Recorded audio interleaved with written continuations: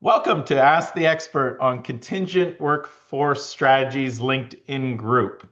It's the number one community on LinkedIn around contingent workforce, gig economy, and the future of work. And the future of work is the topic we want to talk about today, and it's a pretty awesome topic. And this is a topic that I've been following for quite some time now. I want to say it's probably 5 or 6 years or even longer. I want to give props to Barry Asen because he, in his keynote speeches at Exec Forum or the CWS Summit, he really said, hey, listen, I've identified the freelance management platforms and technology starting to get into the recruiting space, Mhm. and then recruiting starting what he would call a convergence.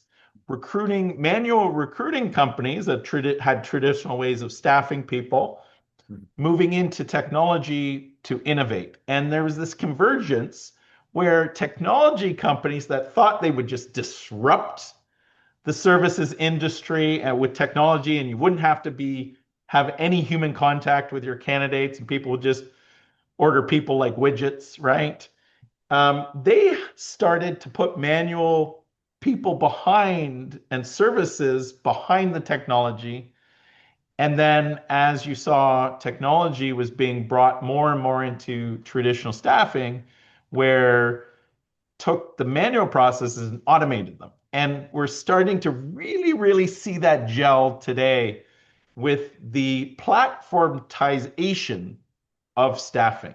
And we've seen a number of examples of large global staffing firms really announce that they've either acquired other freelance platforms or built them. And we have the best guest today to talk about this because he's been in staffing for many, many, many years, few decades, I'd say, right? And he has been part of the evolution of staffing where they and his company had built offshore centers of excellence to create huge efficiencies and scale in helping organizations recruit people through remote um, employment and finding people onshore from offshore. And then now he's seeing this evolution to the platformization of staffing and went out and a few years back identified it and they've built it and they're about to launch it. And the company's name is Owner. And I've got Nimitt Sharma from Pyramid Consulting, who's the Chief Growth Officer at Pyramid and also the soon to be launched Owner technology platform. So thank you for coming on because you've actually lived this. You just haven't talked about it or analyzed it. You've seen the evolution of staffing over the number of years you've been doing it, and you're talking about the platformization today, and you're actually living it. And it was interesting because in our conversation, there's got to be a why, right? We talk about this conversion, but there's this why now. So why now are you looking at this as a core topic that we need to be thinking about? Yeah. First of all, Jeff, thank you so much for this opportunity to come by and join this elite group of guests that you've had here on this chair before. I appreciate the opportunity to chat. We are, you're right. I've been in the talent services 20 years, right? Kind of from very, very early ages. I started this back in 2004, 5. Right out of high Have school, seen, right? Yeah. well, yeah. Uh, the the world has definitely changed. As an organization, we have always been, at least we like to feel that we are at the front of, we like to try new things. So every time there was something new, a newer feature, a newer product that was launched, we would always try to incorporate that and try to drive even better, more efficiencies through our recruiting organization, sales organizations. But I think something has definitely changed in the past. I would say post COVID era saw this mega boom of the platformization of everything. Yes. Right? I mean, customers today expect a on-demand, self-serve sort of an engagement, whether you talk about ordering a cab or you go to your local Walmart, everybody just wants to go back into self-checkout. So I think just we're going through this change overall as a society. I think this the tools have been here that were helping people do their jobs better. Definitely in the last 3, 4 years, the technology has moved at a tremendous pace Yeah. where it can now start to be almost like a leader of the work with people watching that the technology is doing its job really well. Right. So it was for us, it was always a service that we took to our customers that were supported by a software as opposed to software as a service. Now we are truly moving to this model of like a digital agency, or if you want to call services as a software. We Yeah. have built some very cool tech. The platform is called Hoonr, Hoonr, and it is a tech-enabled service, or we like to call it services-enabled software, right? So services that are driven primarily through software. Well, and you brought up the change in buying patterns and how people are buying things, right? And there was always this resistance is where this is a human business, and it still is, Yeah. but and so that's where the service component needs to always be part of it, and that you can't digitize everything, but you can automate and digitize a lot of that to make it Yep. incredibly efficient, knowing that there's a person on the other side monitoring it and there to help when needed, right? Yeah. I've always said a logarithm can't ever replace a great recruiter and someone that can do that last mile, Yeah. right? That last mile to make sure everything's cool. And, when you look at technology, I'm always super excited when y- no one in the support group has to touch anything and it finishes, right? Yeah. Yeah. And that's how we designed it. No Yeah. touch. Yeah. But that's 5 to 10% of the reality that it goes end to end without a human in the loop, right? Yeah. And we're hearing that more and more and more that there needs to be human in the loop. And and we are in a human business and a service industry. And I love how you describe it as a service with As a software, software. Yeah. right?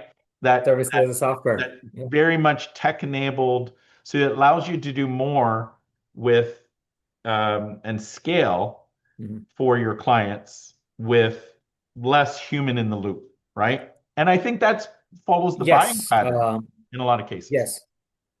So Jeff, there are, I mean, in our space too, there have been SaaS products, right, that Yeah, came at this problem purely from a technology perspective, and some did well. It's easy to kind of catch a lot of attention, but when the reality of the industry hits you, you realize that people are still people, right? You're not dealing with commodities. I've seen a lot of companies that started off predominantly as a SaaS provider adding a component of services to yeah, address the gaps and the last mile. We obviously are attacking it from a different aspect because we were a services firm predominantly, and now adding a layer of software right in front of, like you said, right, to be able to do a lot of the tasks. But what we bring to I'm not just talking about yeah, we as a company, just us as an industry, we bring the in-depth knowledge of where things break. Everything's awesome and everything's working fine, but plenty of times it's not going to. So I think the expertise of the gaps or the failure points is truly the expertise that we bring as an industry to this cycle, as opposed to a pure play SaaS provider that says, "Oh, I'm going to come in and I'm going to disrupt everything," and that's why some of them have actually struggled to gain insight. So it's just taking all of the knowledge that we've had, but marrying that with the technology efficiency that is available today. It was not always available even 5 years ago, yeah. and leading with that, because today that's what the customer, that's what the talent also expects from us. Well, and I think, I truly believe after the pandemic and now going forward, this is how we're going to work. I do encourage younger people to build their networks, go into the office, network and build human relationships and trust. I do think that's important. But in reality, we can work remote, and Yeah. that makes the talent pool global and the customer base global. So, me sitting in Canada, I can work for a company in Sweden, the UK, wherever. Um, and so the pool is global now. And I think that's where the platforms have done a really good job of saying, this is remote work. Yeah. It doesn't matter where these people are. Um, we're going to look at their talent. And if they can do your job at a cheaper, faster, better way, you may hire them. And so I think that was the concept of the platformization. Yeah. And now with remote work, moving from a traditional staffing agency where, the person had to be placed within a 35-minute commute of an office, Yeah. you can now put technology over a global talent pool to do work at different price ranges because, of course, there's different costs by geographic location. Yep. Um, but those skills Yeah. are what are the equal kind of the equivalency of the skills is so important. And so having that skill, you can have it come from Africa, India, Toledo, Ohio, to Canada, to Mexico, and it'll come at different rates. And so now what we're finding and what you're seeing, and I think when looking at your platform, that allows you to quickly look at your options, see what the rates are, make sure the skills are equivalent and capable, and fit the needs. And Mm. so it's opened up the talent pools and the options for getting work done Yeah. massively, right? So it's so different now with the talent pools. Um, I could not agree with you more. The platform, right? The name we picked the name Hunar because in growing up in India, the word Hunar directly translate to skill or craft. If Hunar is nothing, it is fundamentally a skills first platform. The platform does the heavy lifting work of converting this archaic, very lengthy job descriptions to skills needed or tasks to be performed, and on the candidate side, verified skills possessed. So, us, like a lot of staffing firms, right, we process a lot of candidates through our systems on a daily basis, on a monthly basis. And just the nature of the beast is that I probably put 10-15% of that to work every single month. That does not mean that the other 85% are not good resources. They're great. It's just how the nature of our business is. How do I take the skill intelligence that was captured in my systems during the sourcing and the screening and the vetting process, and then now make it reusable for the talent so that they have a richer experience and you don't have to go back to them, talk to them again and again and again about same or similar jobs. And also for the customer, now that I've already kind of gotten a great candidate, if you could not match them to this one job, where else can that go, right? Some of yeah, that was already happening organically. Great recruiters have always done that. Once you found a yeah, good candidate, you wanted to find them a job. Technology now enables you to do that at a tremendous scale, yeah, right? So really, all of our jobs we operate in multiple countries globally. If the talent is available and if the customer is open to bringing in the talent in a global setup, as long as the skills are verified, it makes that journey a lot more easier. So, I mean, that was definitely the starting point. We had data in multiple ATSs across geography. We took yeah, the best skill intelligence. We had a lot of skill assessment, skill validation, interview platforms that we used. All of that skill intelligence now married with public data of GitHub or Stack Overflow or certification, all of that comes at one place yeah, and becomes a very rich pool to start to dip your toes into, and then allows us to take that next step, right? Direct sourcing is here. It's becoming a little bit more prevalent. Customers need the ability to aggregate their referred talent, also augment that with other rich pools of talent that we as Yeah. a partner can bring to that conversation and just keep the whole thing very skill centric as opposed to just relying on resumes. Yeah, and the technology now allows you to quickly find the candidates with the skills you need, but also calculate the options to make better decisions. Um, and I think we touched on this in past conversations around total talent management. Yeah. Always been a term that's out there, right? And it was more, I think, in a lot of cases, a sales term Mhm. and a golden grail to say, okay, how do we manage our full time? How do we manage our contingent contract staff, flex workforce up and down, and let's look at the option of outsourcing Yeah. this work, or now there's another category of labor which I and a lot of people are calling synthetic labor, so the agents, right? Yeah.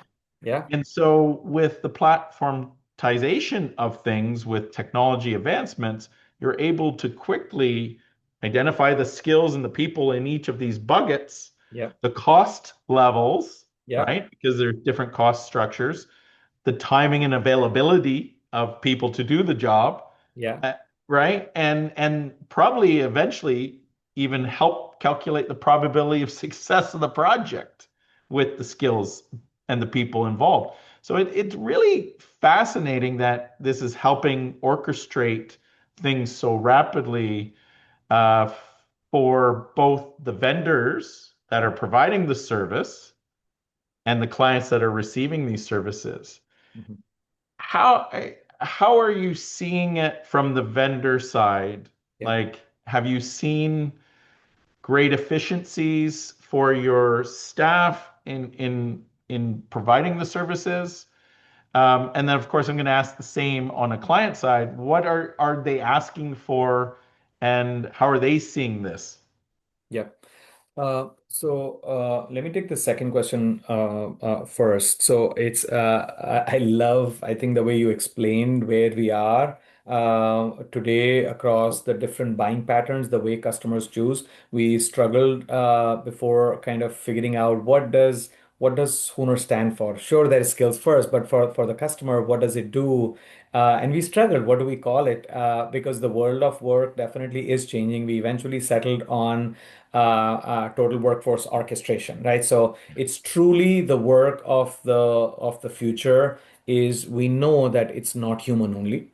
It's got humans and agents working together. The humans definitely come in a few different shapes and forms, if I can call it that. There is the employee, there is the non-employee worker, there is the independent contractor, freelancer, if I can keep that separate, Yeah. and then eventually it's agents. So at least for the Hooner platform, the customers can come in and engage each or all of those talent pools if they could. One of the things that we addressed in Honer very early on is this fake SOW challenge that exists in our world, right? A lot of buyers want to go back and not hire through Stafford or independent contractor. They want to go out and pick a vendor of their choice, typically a large firm, and then eventually do T&M resources. And the customers do end up paying a lot more money for that service.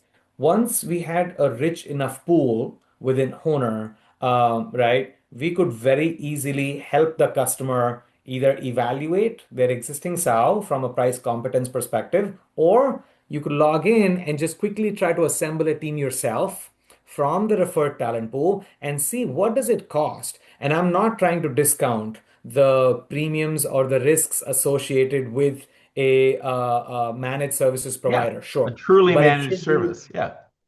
but it should be an informed decision.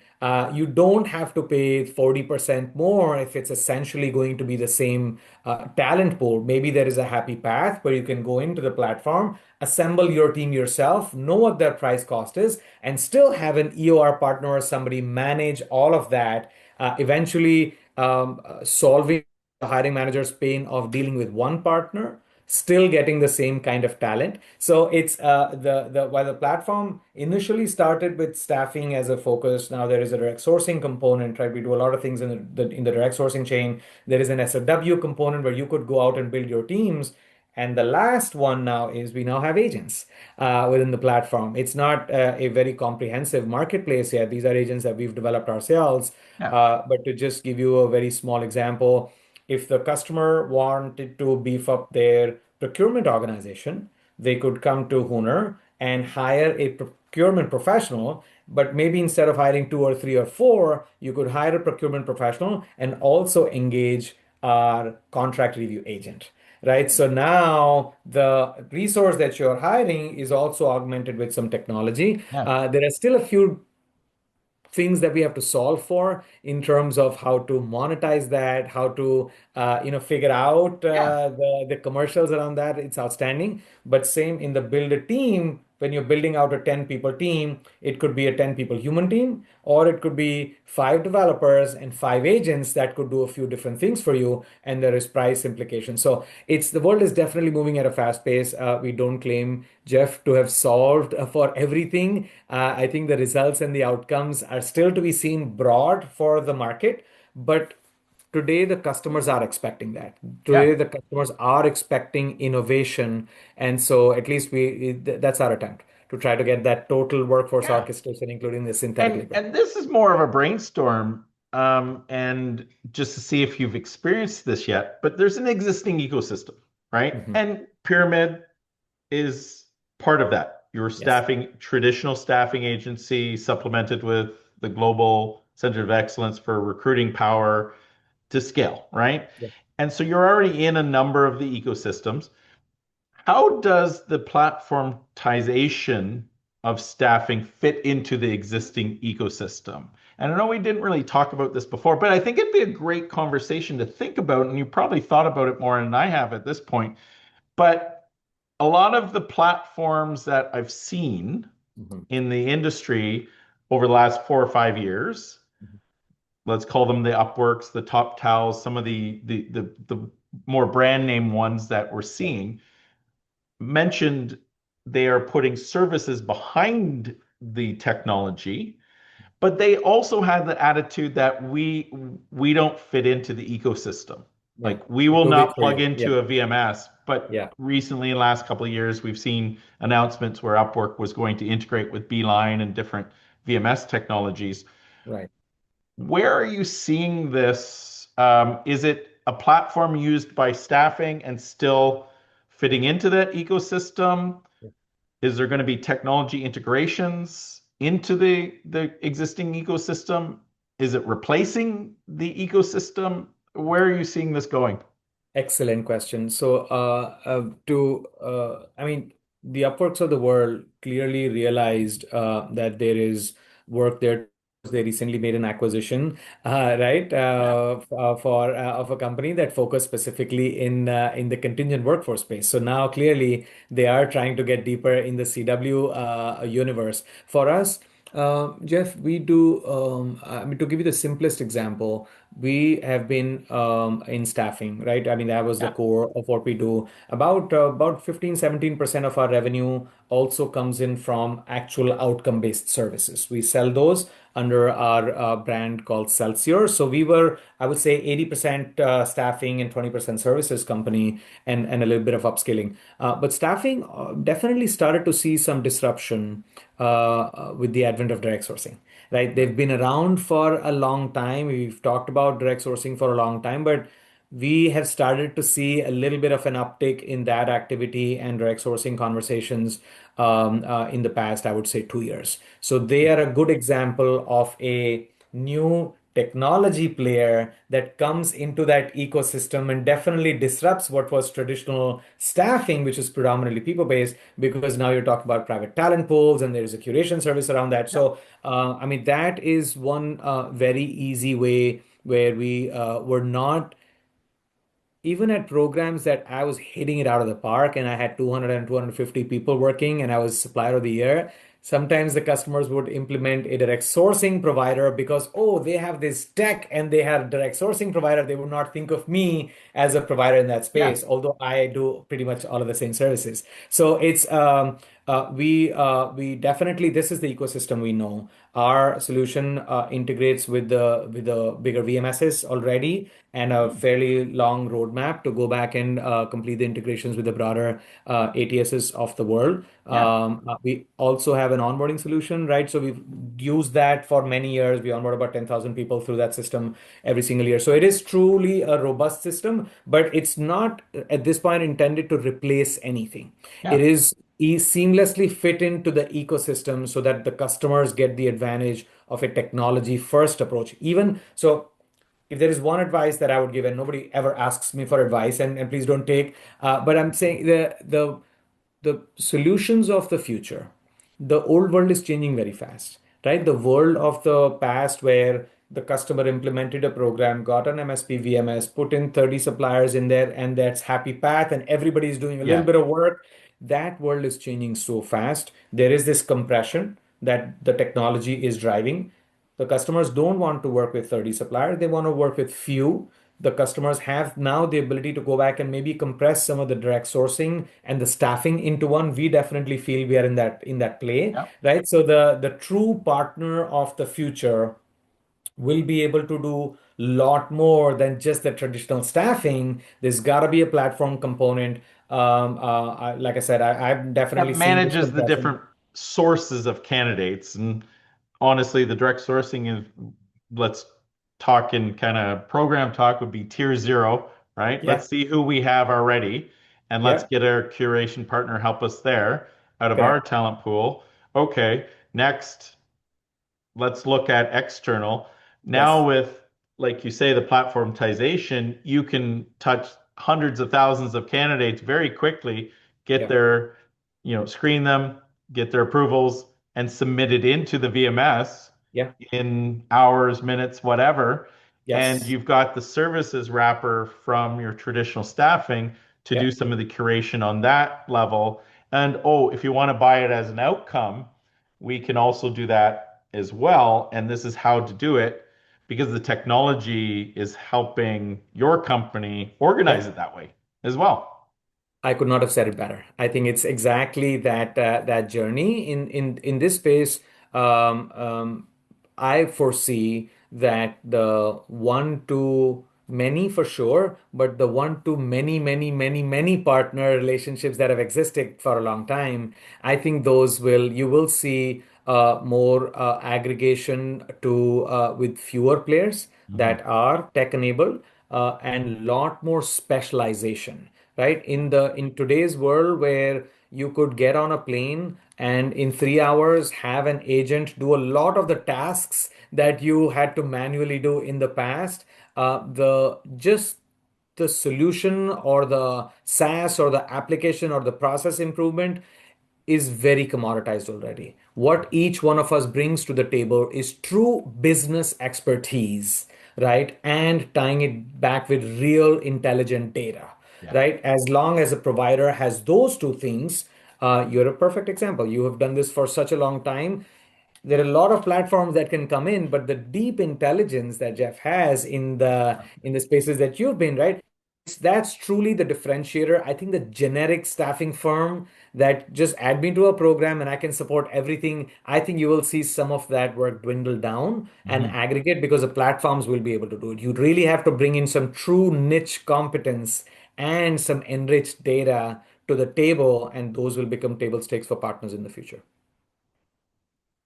This fascinates me. And it sounds utopian, but I think it's moving in the right direction, and technology is 100% catching up to help automate a lot of this on scale. There's barriers though. What There's got to be some barriers and challenges. So, you know, we see programs that are still very manual, very, and this would blow their minds away. Yeah.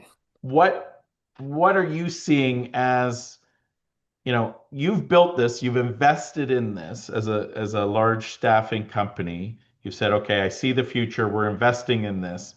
What are the conversations though that you've had to say, okay, if I build it, how will I make this into a reality into the programs? Have you just said, we're going to build it and just fit into the existing programs? What are some of the conversations you've had and the worry that some of the programs will see as barriers to implement what we're talking about here? Because it is really cool, but sometimes cool things don't actually work in reality, right? Yeah. So, Yeah. what are some of the challenges and barriers that you've heard of, see, anticipate? Yeah. Great question. So the challenges are plenty, right? So the opportunities is wild, but so are the steps. We There are challenges on three different fronts, and all three that we realize that we relive. Two are external, of course. Customers want to know, tell me cool stuff that you're doing in AI, but they're also, oh wow, wow, wow, let me go back and get eight people's approval because I don't know if that is here. So there's always that. But Yeah. that's always been the case. Every time new technology comes in, there are early adopters that feel there is change happening and they will jump right into it. And then there is the middle, and then there is a laggard. So I think the customer's expectation, we touched upon this at the top. I think overall, as a society, our engagement with bots and agents truly in that aspect, we have to give credit to ChatGPT and OpenAI. It was a seminal moment. I think a lot of things that took we were not familiar with in the past, everybody say, let's go out and ask chat. And so the clause, the agents, all of those things, it's just enabling us. But external customer adoption is a challenge. Now, how we solve for that is in just traditional staffing, there is no impact to the customer. I will still go back and have an expert or a customer service rep or an account manager, whatever Yeah. you want to call it, engage with the customer so they are always dealing with human. If that's what they want. The Yep. backend processes are a lot more refined. The backend processes have this multi-channel sourcing and candidate screening, engagement, all of that kind of built in. It drives the value for the customer just from a speed and quality perspective. For the ones that are more open, we can make the technology front facing. We can actually go back and integrate with the VMSs and then show them the efficiency. We can obviously go out and build a private talent pool. So there is that. The other challenge, obviously external, is the candidates, right? So it is. Yeah. There was a time where people were like, no, it's too much. Do I trust this technology? I don't know who you're calling. Is for AI recruiter calls, you don't know. We just finished a campaign for hiring veterans, truly, Jeff, where for a customer that really wanted us to go back and build a veteran talent community, we aggregated very simple pilot. We took about 5,000 resources that were already in my ATS and aggregated that talent. And then now the voice agent reaches out to them saying, we are trying to connect you, and the resume have certain things, but we want to have a little bit more.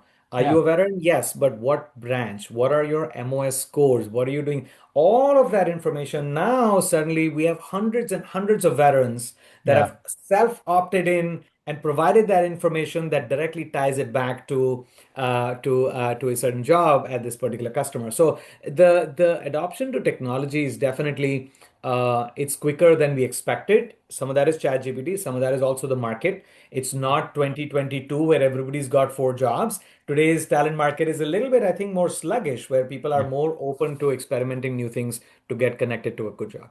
Yeah.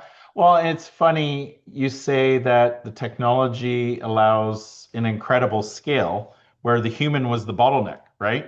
And I've often said technology is bringing human back to human resources Yeah, because instead of a recruiter being limited to contact 20 candidates a day or 100 candidates a day, whatever yeah, that number may be, technology and the agents and the voice agents that yep, are very human like. It's incredible how human, very respectful, good yep, conversational uh, that the technology has um, works unlimited hours yep, and does this simultaneously with thousands of candidates, yep, right? And yep, so it really truly is bringing human, even though it's non-human, it's yeah, bringing the human back. as long as you can get over that idea that you're talking to an agent or a Yeah. technology you're talking to, um, at least you're getting feedback, you're getting a call Yeah. to show and showcase your skills Yeah. versus a traditional model where, you know, there was a limited number of calls that that traditional recruiter could make. And then it would be just a black hole where you sent your resume or your profile. As a veteran, you Yeah. would not get a call back, Yeah. right? Yeah. So I do Yeah. like the idea of bringing the human back, even though you're talking to technology, but it's And giving you it's the chance for feedback, right, in this loop. It's you made such a good point because as you know, I mean, every recruiter is a cost, and I'm not saying that is a good cost or bad cost, but they are constrained by their work hours. They are constrained by technology. How many calls can you do in a day? We implemented this almost 2.5 years ago, where we were getting a lot of inbound job applications. Some of them are great applications, some of them are not good Yeah, applications.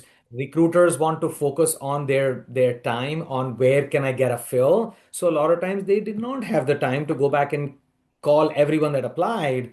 And that's the first place where we implemented our agent. Everyone that applies to a job will get a call back within 30 to 60 seconds by a bot. Right? At least there's acknowledgement that, hey, you just applied for a job and candidates loved it. Right? yeah, I'm not going to say that all of them got a job because sometimes resources that apply are not a good fit. But the fact that you apply and I get a call back saying, we just got your application and you are a good fit, and let's go through your experience. And if this job is not a match, let me go back and share it with other people. So all of that, some of that basic skill collection, some basic evaluation is done. Now I have an enriched profile for that candidate as opposed to the recruiter not having the bandwidth to pick up the call because their resume didn't match the job that they were working on. So that candidate experience went up. Our NPS score are very, very high, right, in that space. We do 40,000 AI conversations sort of on a monthly yeah. basis. And so it just allows us to address a broader top of the funnel to let the humans do the human work, which is now that I have someone who's engaged, is good. Now let me work on the relationship building with that candidate and get them across the finish line. Hmm. No, it's amazing. So, like, I have my head is spinning, and there's lots more to talk about. That I have a feeling we will continue our conversations on this topic, and it will continue to evolve, I think, because the whole idea of a skills-based future of work, where it's very much assembling teams based on the skills needed for projects when you need them, not have them on your bench when you don't need that skill. So there's efficiencies to total talent management. There's so many other topics I'd love to continue the conversation, and we will. But to end this, I really, where do you start? Because it can be overwhelming. And I think you've come from it, the evolution of staffing, right? And your company has done an incredible job of the utilizing offshore talent to help make huge efficiencies and gains to scale. This adding the technology and the platformization is that next phase, but it's overwhelming often, Yeah. right? Yeah. And so, and let's talk more from the buyer side. Mhm. This sounds really cool, and I want to start to investigate this. What would be some of the things I need to think about, research, and/or ask of my vendor community in really moving towards this? And how do you start? Is it through a pilot, or is it through, just working with your traditional ecosystem and your MSP? Like as a buyer, if I was running a program and I said, this sounds really cool, where do I start? Right? It's obviously start by asking the right questions of if your partners, where are you using technologies and how? From a partner perspective, the first step obviously is I gotta be bold enough to weave technology through my process and make sure that it works really, really well. So we had to spend almost 2.5 years to kind of make Yeah. sure that we trusted that this worked. And now we are at a point where I feel good enough that I can put the technology in front of the process. For the customers, they should definitely every customer is going to have their own appetite for risk, and that is the culture of the organization. Start off by seeing where the efficiencies are. How long have the suppliers been using this technology? What are the efficiency gains? What is the tangible impact on candidate experience? I would qualify that. Are there any ratios that have changed over the years? It's always great to start off with the pilot. We're not reinventing the wheel. Today, the customers already buy staffing services. Yeah. How does putting technology in the front make that easy? Today, they're already buying SOW. How does this make their process easy? Always starting with the pilot, with due diligence, right? Security is important, compliance is important. They have to be sure that this is not going to expose them to any additional risk. So pilots are always great. No, it's great. And I can't thank you enough. I know we kind of bumped into each other and said, hey, let's catch up. And then this became a topic that I'm so excited about because once again, have been following this as the freelance platforms and technology players have come out of Silicon Valley and other areas to come in and say, we're going to disrupt the staffing industry. And the staffing industry has always been very innovative and push back. And I think this convergence of what we've talked about at the beginning is where things will be going. Because at the end of the day, it's about finding a person a job and having a job or a company that needs work done, Yeah, finding that person.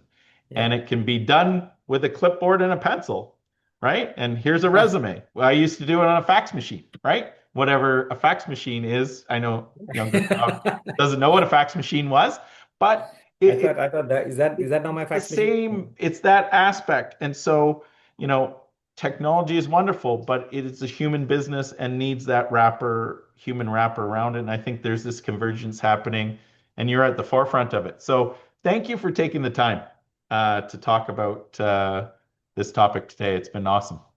Jeff, thank you so much for this opportunity. Like you said, we've kind of bumped into each other and known each other for a very, very long time. Just over the past few weeks or months, I think I've gotten to know you so much. I have learned so much about IC compliance and global onboarding that I thought I knew, but I had no idea. And that's why experts are experts at what they do. So I appreciate this opportunity. Hopefully, we'll get an opportunity to work together again and continue our conversations. Looking forward to an exciting night ahead. You got it. Talk soon. Thank you.